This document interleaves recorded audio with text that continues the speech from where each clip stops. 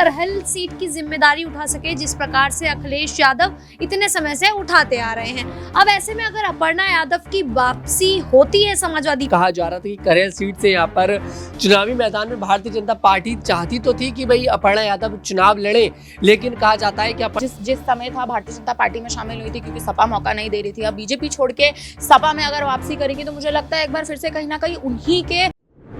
क्या अपर्णा यादव भारतीय जनता पार्टी छोड़कर के समाजवादी पार्टी में वापसी करेंगी? ये सवाल इन दिनों उत्तर प्रदेश के सियासी गलियारों में खूब गूंज रहा है और इसका आधार बना है अपर्णा यादव का बीते 2.5 सालों का भारतीय जनता पार्टी का सफर। क्योंकि बीते जो 2.5 साल उनके बीजेपी के अंदर रहे हैं उसमें उन्हें एक भी चुनावी मौका नहीं मिला, जबकि उत्तर प्रदेश विधानसभा से लेकर देश में आम चुनाव तक हुए। चर्चाएं खूब हुई कि अपर्णा यादव को किसी एक सीट से बीजेपी चुनावी मैदान में उतारने जा रही है, लेकिन वो जो चर्चाएं थी महज अफवाहें बनकर के रह गई और यहां मोहर इस बात पर कतई नहीं लगी। जिसके बाद से ये सवाल अब उठ खड़ा हुआ है, क्या अपर्णा यादव भारतीय जनता पार्टी छोड़कर के समाजवादी पार्टी में अब वापसी करने जा रही हैं? क्योंकि जो सपना कहीं ना कहीं वो लेकर के बीजेपी में जनवरी 2022 में आई थी कि चुनावी मौके मुझे बीजेपी से मिलेंगे, जीत दर्ज करूंगी तो राज्य सरकार में नहीं तो केंद्र में बड़ी जिम्मेदारी भी मिलेगी,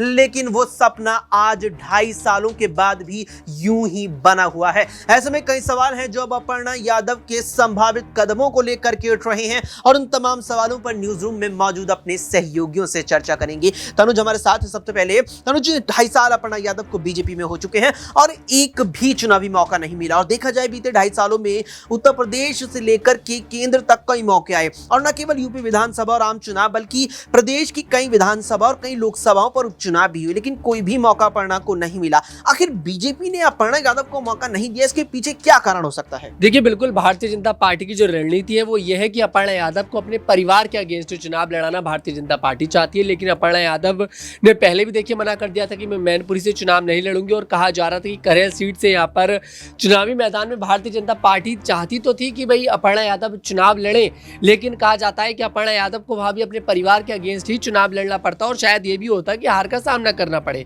क्योंकि करहल सीट जो है देखिए समाजवादी पार्टी का गढ़ कही जाती है, मैनपुरी की लोकसभा क्षेत्र में लगती है। ऐसे में भारतीय जनता पार्टी की जो रणनीति है वो कहीं ना कहीं फेल होती नजर आई और उन्होंने इसी कारण कहा जाता है कि भी अपर्णा यादव को एक बार भी चुनावी मैदान में उतारने का मौका नहीं दिया। और अपर्णा यादव का जो डिसीजन था समाजवादी पार्टी छोड़ने का और भारतीय जनता पार्टी के साथ वही काम करने का, और उन्होंने देखिए काफी समय भारतीय जनता पार्टी को दे दिया है और एक बार भी भारतीय जनता पार्टी की तरफ से मौका नहीं दिया गया। आपने जिक्र करा भाई 2022 के विधानसभा चुनाव हुए, मौका नहीं मिला, 2024 में लोकसभा चुनाव हुए, मौका नहीं मिला, और अब देखिए यहाँ पर उपचुनाव होने वाले उत्तर प्रदेश की 10 सीटों पर और इसमें भी कोई यहाँ पर आसार नजर नहीं आ रहे हैं कि अपर्णा यादव को चुनावी मैदान में उतारा जाए। मतलब एक बार भी चर्चा भारतीय जनता पार्टी की तरफ से होती दिखाई नहीं दी। कहा जाता है कि अब वो समय आ चुका है कि समाजवादी पार्टी में अपर्णा यादव को वापसी करनी पड़ेगी, क्योंकि इस बात का जिक्र शिवपाल सिंह यादव पहले ही कह चुके हैं। उन्होंने पहले भी कहा था कि अपर्णा यादव के लिए समाजवादी पार्टी के द्वार देखिए हमेशा खुले। और लोकसभा चुनाव का जब चुनाव प्रचार चल रहा था उस दौरान अपर्णा यादव ने शिवपाल सिंह यादव से मुलाकात भी करी थी और उस मुलाकात को लेकर कहा गया था कि राजनीतिक मुलाकात नहीं है, उनके परिवार का देखिए यहाँ पर शिवपाल सिंह यादव हिस्सा है, उनके चाचा लगते हैं रिश्ते में। ऐसे में उनसे जाकर उन्होंने मुलाकात करी, लेकिन कहीं ना कहीं कयास यही लगाए गए कि भाई यहाँ पर समाजवादी पार्टी अक्षय प्रयास करती नजर आ रही है कि अपर्णा यादव घर वापसी कर लें, क्योंकि अपर्णा यादव का भारतीय जनता पार्टी में होना कहीं ना कहीं समाजवादी पार्टी पर भी बड़े सवाल खड़े करता नजर आता है। अखिलेश यादव को ऐसे सवालों से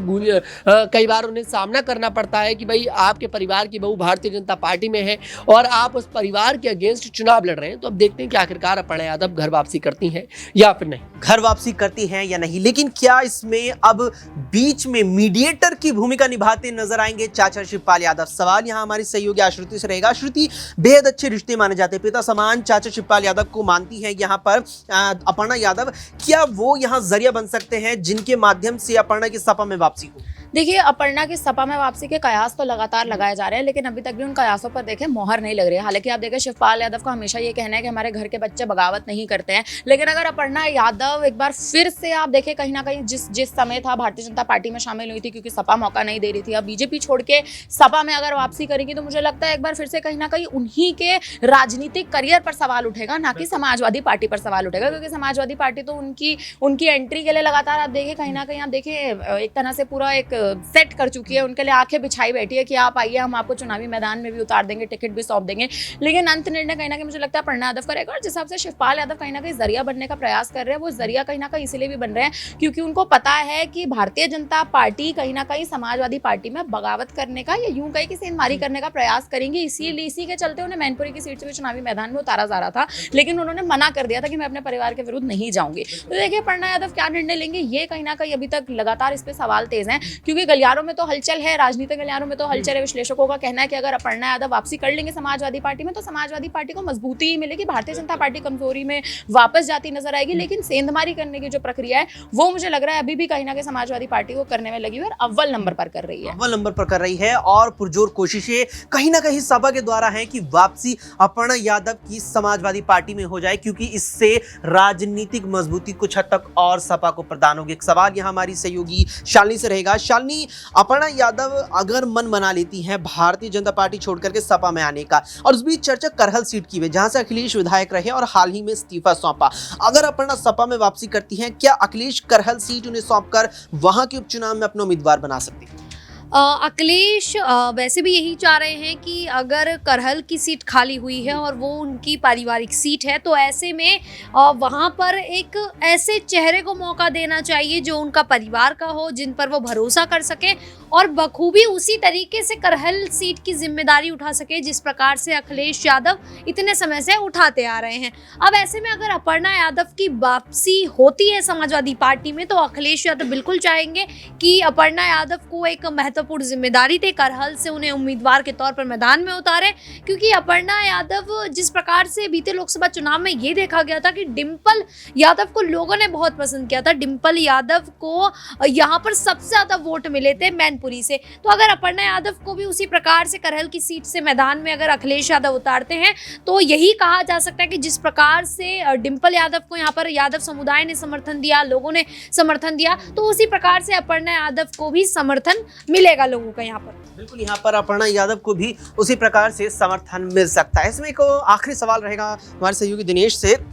दिनेश, अपर्णा यादव की वापसी से वाकई में यहाँ लगातार हमारे सहयोगी के न्यूज़रूम में कहना रहा कि कुछ हद तक मजबूती सपा को मिलेगी, क्या वाकई में मिल पाएगी इस मजबूती? देखिए, मजबूत तो इस वक्त समाजवादी पार्टी दिखाई दे रही है अपर्णा यादव की गैर मौजूदगी के चलते भी, क्योंकि करीब 20 साल का लंबा एक वक्त गुजर जाने के बाद अब अखिलेश यादव ने दोबारा से उत्तर प्रदेश की राजनीति में अपनी शक्ति का प्रदर्शन किया है और 37 सीटें लोकसभा में जीती हैं। तो अपर्णा यादव की मौजूदगी या गैर मौजूदगी उतने सियासी मायने नहीं रखती है, लेकिन जाहिर तौर पर यहाँ यदि वो परिवार में शामिल होती हैं तो उनके लिए एक बड़ा यहाँ पर राजनीतिक कदम हो सकता है, क्योंकि अपर्णा यादव भारतीय जनता पार्टी के साथ मिलकर के अपने आप को कहीं ना कहीं सहज महसूस करती नजर नहीं आ रही हैं। उत्तर प्रदेश विधानसभा चुनाव में भी उनको कोई खास तवज्जो नहीं दी गई। इसके साथ साथ लोकसभा चुनाव लड़ने के लिए टिकट की मांग की गई, वहां पर भी भारतीय जनता पार्टी हाईकमान उनको दरकिनार करता हुआ नजर आया। स्टार प्रचारकों की सूची जारी की गई जिसमें अपर्णा यादव को बड़ी उम्मीद थी कि उनको शामिल किया जाएगा, लेकिन वहां भी जगह नहीं मिल पाती है। यानी कि बार बार जो है सियासी हाशिए पर पहुंचाने की कोशिश यहाँ पर हाईकमान की तरफ से की जा रही है और अपर्णा यादव बखूबी इस चीज़ को जानती हैं कि यदि राजनीति में कोई बड़ा यहाँ पर काम करना है उन्हें, तो जाहिर तौर पर कहीं ना कहीं से शुरुआत करनी पड़ेगी। लेकिन अब एक ऐसा मौका है जहां पर अपर्णा यादव जो है समाजवादी पार्टी में एंट्री करके यहां से कहीं ना कहीं अपने राजनीतिक जीवन की शुरुआत कर सकती हैं, क्योंकि